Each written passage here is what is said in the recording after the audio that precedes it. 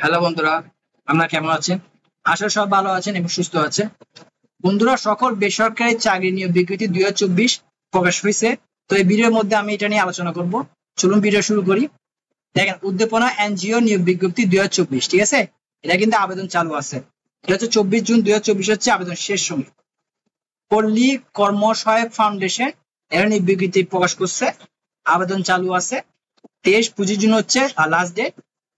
Bank limited নিয়োগ বিজ্ঞপ্তি দিচ্ছে, আবেদন চালু আছে।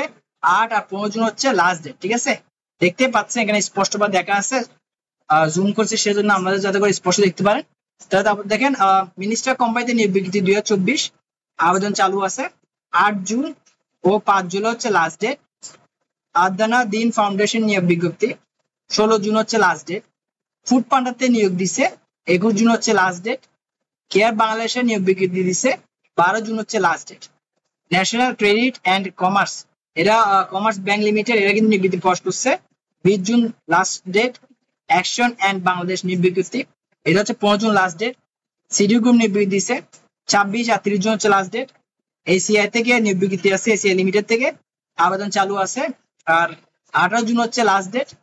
আকিস গ্রুপ নিয়োগ বিজ্ঞপ্তি দিয়েছে 2024, আবেদন শেষ সময় হচ্ছে 7-15 জুন 2024 লাস্ট ডেট। মেঘনা গ্রুপ থেকে নিয়োগ বিজ্ঞপ্তি দিয়েছে, 12 জুন হচ্ছে লাস্ট ডেট।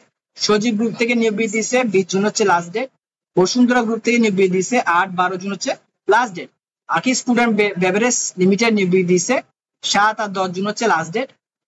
ব্যাংক এনজিওতে নিয়োগ বিজ্ঞপ্তি দিয়েছে, 9-12-15 জুন হচ্ছে last date. City bank limited থেকে নিয়োগ বিজ্ঞপ্তি প্রকাশ করছে, 11 জুন হচ্ছে লাস্ট ডেট।